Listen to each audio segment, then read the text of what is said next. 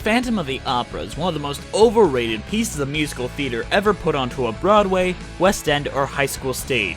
I have been very vehement about my distaste for the show since the first time I've watched it.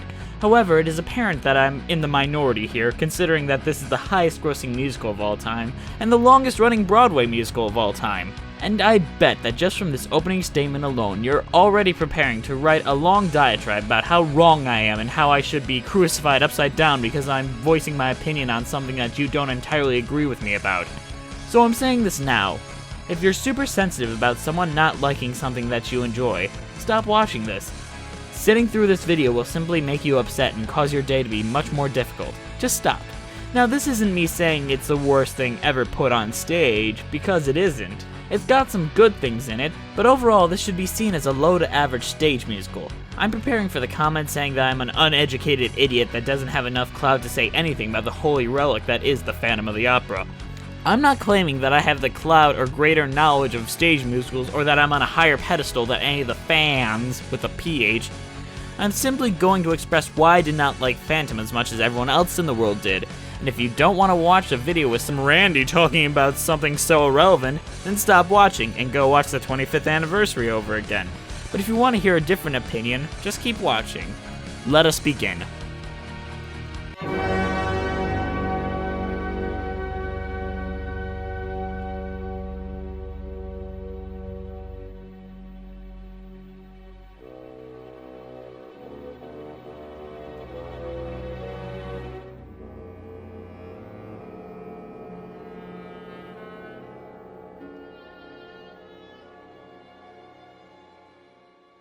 The story of the Phantom of the Opera starts with a little chubby Frenchman named Gaston Leroux, the writer and creator of the Phantom of the Opera.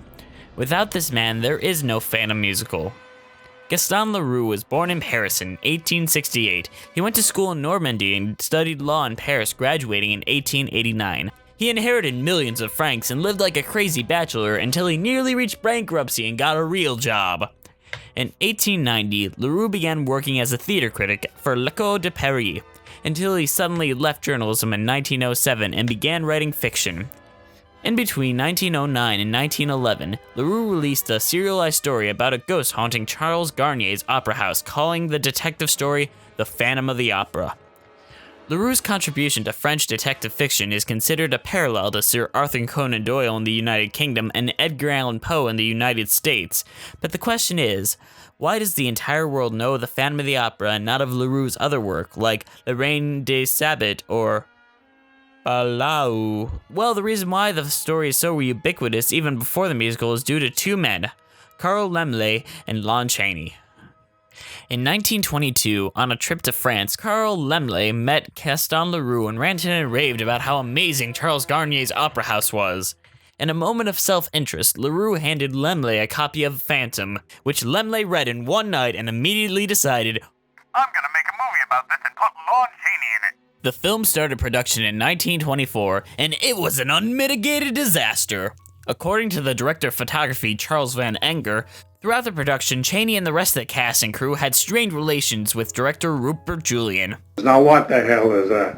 The filming of The Phantom was more or less accurate to Leroux's novel, keeping most important story elements and the ending on the same bittersweet note of the Phantom dying of a broken heart at his piano. The first cut of the film was previewed on January 7th, 1925, and the audience was mortified. Now, dare I remind you, these were in the days before the classic horror monsters like Frankenstein or Dracula. In fact, it can be said that this was the first real American horror film ever made, and the American public was not ready for it at all. They didn't want redemption or bittersweet endings. They wanted the Phantom's blood spilt and him to pay for his heinous crimes. Therefore, reshoots were made. The reshoots were shot by comedy director Edward Sedgwick, who would later become known for Buster Keaton movies. Sedgwick's reshoots made the film more of a romantic comedy. Most of the newly added scenes depicted added subplots with Chester Coughlin and Vola Vale as comic relief to the heroes, and Ward Crane as the Russian Count Roboff dueling with Raoul for Christine's affection. This version was previewed in San Francisco on April 26, 1925, and did not do well at all, with the audience booing it off the screen. The third and final version was the result of Universal workers Maurice Pivar and Lois Weber. who edited an ugly hodgepodge of the two previous films together. Most of the Sedgwick material was deleted, though notably the ending, with the Phantom being hunted down by a mob then being thrown into the Seine River, remained. Much of the originally deleted Julian film was re-edited into the picture, though some important scenes and characters are still missing. This version, containing material from both the original 1924 shooting and some of the Sedgwick reworking, was then set to be released on September 6, 1925 at the Astor Theater in New York City, to moderate success. The film was shot in Universal Soundstage 28, where Laemmle commissioned a Paris opera house to be constructed. Soundstage 28 on the Universal Studios lot still contains portion of the opera house set. It is the oldest surviving structure built specifically for a movie in the world. It has been used in hundreds of movies and TV series. The opera house was used most recently by Disney's 2011 film, The Muppets. Lon Chaney really got into character, devising his own terrifying makeup for the role, a makeup job that is rather freaking horrifying to this day. Lon Chaney was a man of the silent age, born from deaf mutes. The man can say so much without making a single noise. Due to Chaney's aforementioned fights with director Rupert Julian, it is reported that Chaney had taken over the direction of several scenes he was in, allegedly including the famous unmasking scene, in which Mary Philbin, the actress playing Christine, had not seen the makeup yet, so her reaction was genuine. This role as the Phantom is one of Lon Chaney's most powerful screen performances, and his face for many years was the face associated with the story, whether it was on dolls, theme park attractions, and so on. Lon Chaney's acting and memorable makeup is what kept the Phantom story in society's consciousness for nearly 60 years until the musical took control. In the years that passed, 4 adaptations of LaRue's novel were released before Andrew Lloyd Webber's musical in 1986.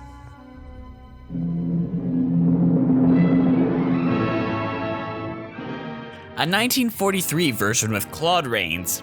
This one is very fluff, but entertaining. It was during World War II, and the world didn't want any horror. They wanted escapism, and this film is quite good when analyzed from that point of view.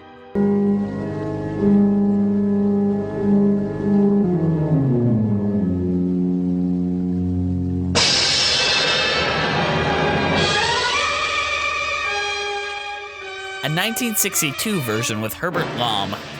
This one is quite interesting. It's a horror version right along with Christopher Lee's Dracula, but I think this film has the most sympathetic Phantom. He just wants to hear his music sung before he dies. He doesn't want to molest the Christine equivalent, he merely likes her voice. It's very father-daughter relationship there. Phantom of the Paradise, my personal favorite of the pre-musical Phantoms. This is Brian De Palma's tribute to the 70s horror films and camp. Glorious camp. This film is strange and reminds me quite a bit of the Rocky Horror Picture Show in its utter cheese. However, the music from this film is wonderful, written by Paul Williams. Out of place is a crying clown who could only frown, and the play went on for hours. And as I lived my role, I swore I'd sell my soul for one love who would stand by me and give me back the gift of laughter, yeah. If you have a free evening, put this on, you won't be sorry. Then in 1983, there was a television adaptation starring Maximilian Schell as the Phantom and Jane Seymour as Christine. Michael York was also in it as the Raoul equivalent. It has that revenge story background like the 1943 version. In 1971, Ken Hill released a musical based on Gaston Leroux's story with actual opera music used to tell the story. This show was later revived in 1984, and Hill wanted a very special person to be involved with this production. Sarah Brightman. And Hill's wish for Sarah Brightman might have fucked his show's longevity forever. Damn it, Hill! Did you have to fuck your longevity so hard?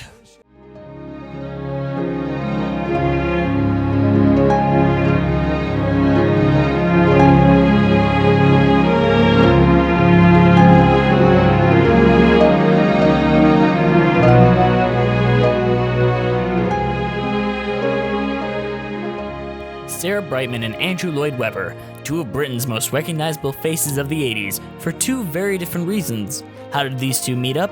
Let's find out. Not a sound from the past. Andrew Lloyd Webber was the ruler of the theatrical world through the late 70s, early 80s, with such massive hits as Jesus Christ Superstar, Joseph and the Amazing Technicolor Dreamcoat, and Evita, with his short-lived partner Tim Rice.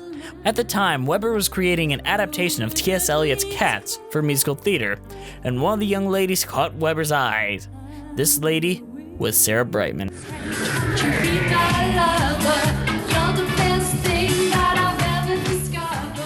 In the 80s, Sarah Brightman was a pop singer in a band called Hot Gossip, which jumped onto the Star Wars bandwagon with a song called Starship Trooper, which is the trippiest piece of nostalgic cheese I've ever seen. Sarah remained a pop singer until one day she auditioned for the new musical based on T.S. Eliot's Cats called, well, Cats. And in that audition, Sarah Brightman met the man, the myth, the legend, Andrew Lloyd Webber. As soon as Andrew Lloyd Webber's large frog-like eyes made eye contact with Sarah Brightman's even bigger deer-in-headlights eyes, it was love at first disturbing sight. There was only one issue with their terrifying union of love. The two were already married. Sarah Brightman was married to her music manager named Andrew Graham Stewart. Webber was married to a woman named Sarah Huggle, who he had 2 children with. Sarah and Andrew had a lovely affair with one another, leading to their respective divorces and private marriage, which led to many controversies about whether or not they had fidelity to their previous significant others, and whether or not Andrew Lloyd Webber left children fatherless for a sexy, big-eyed hot gossip singer. I'm sorry, I'm bitter. I'm supposed to be the neutral party about this. Forgive me. Nevertheless, one day Sarah Brightman was approached to have a part in Ken Hill's upcoming musical production of Gaston Leroux's Phantom of the Opera. Andrew Lloyd Webber and Cameron Satan McIntosh took a look at this production and more or less said, "Hey, I want to do a Phantom musical too, except with blackjack and hookers, and I could put my girlfriend in it." And that is how Andrew Lloyd Webber decided to work on what would become the longest running musical of all time. Yes, I know, Andrew Lloyd Webber did meet with Ken Hill about collaborating on the project, but it always seemed like Andrew just took Ken's idea and made it more mainstream for no other reason but to further the career of his new wife, completely destroying all chance of anyone seeing Hill's production from this point on, which evidently is what happened. This is part of the reason why I hate how people draw comparisons between Webber and the Phantom, writing the music of Phantom because of his love for Brightman. Well, during the production of this musical, they were screaming at one another. Sarah was in tears, Webber was stressed about how he thought the show was going to be a disaster, and so on. These stresses from the show led to Webber and Brightman's inevitable divorce, so it is my belief that Brightman and Webber would have lasted much longer if Phantom had not been created. Forgive me for putting personal life over professional, but it is my belief that Webber could have had a happier life with less professional success if he had never stolen Ken Hill's idea for his chameleon-eyed wife. And to all those purists out there that think that Andrew Lloyd Webber can do no wrong, just remember, Andrew Lloyd Webber's musical wouldn't exist if Ken Hill's musical didn't exist as well. At least give Ken Hill's production that amount of credit.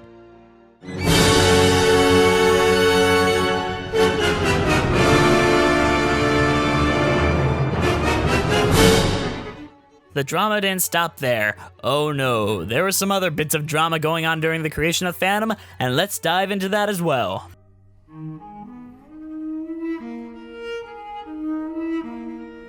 The two lyricists. So Phantom is plowing forward, Webber constantly writing music. We need one thing to make this musical work. Words! So Webber brought in lyricist Richard Stilgoe, who he worked with on Starlight Express. The fact that he wrote lyrics to that should have shown that he was not quite up for the romantic lyrics that Phantom required, because there's not much romance in roller skates. Nevertheless, the first act of Phantom is written, and Andrew Lloyd Webber decided to show it off to all his friends with the money to get opinions on it at a music festival in his backyard called Sidmonton. Now I know no show in progress is ever any good, but Richard Stilgoe's lyrics to Phantom were pretty awful. It was obvious there was talent involved in the lyrics. Most of the titles were his, like All I Ask of You and Point of No Return, but the content of the songs are awful. They're clever sometimes, but completely wrong for the show's tone. After giving the Sidmonton show a good listen, it's an interesting time capsule, but a train wreck.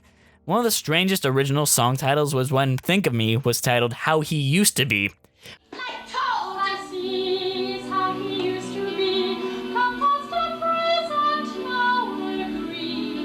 Which is a bit too on the nose for my taste. which is why Andrew kept having Stilgo rewrite the lyrics over and over and over, but Stilgo just couldn't do it in a way that would appease Andrew. I was saying, okay, I'll go and write it again, writing it again, handing it in, like homework really, and somebody said, no, that's not what we want, and I, at that point, really didn't know how to make it better. 9 months before the show was to hit stage, Cameron Mackintosh told Andrew Lloyd Webber he had to shit-can Stilgo, or he would stop sending out the cash. So Andrew Lloyd Webber started to look for fresh lyrical blood for his Phantom show. Cameron suggested a young lyricist, Charles Hart. Cameron gave Hart a bit of Andrew's music from Phantom, with no context whatsoever, and frantically, Hart wrote down the simplest and vaguest words he could think of, and that's where we received Think of Me. Cameron and Andrew listened to this one song, and he gave Hart the job on the spot. And this was the best choice ever made in regard to Phantom, because the greatest asset to the show is Charles Hart's romantic and wonderfully written libretto. It took a youthful voice to create such lovely words put to music, and I wish that Charles Hart had gotten more work over the last 30-odd years than he has. Stilgo, on the other hand, was good to not be involved in the show. I'm not calling Stilgo incompetent or an idiot like I would Glenn Slater or someone, because he isn't. It's nice to see he isn't bitter about the situation. He recognized his lyrics weren't very good and helped Charles as much as he could, and I have to respect a man with that much professionalism, unlike other divas involved in Phantom.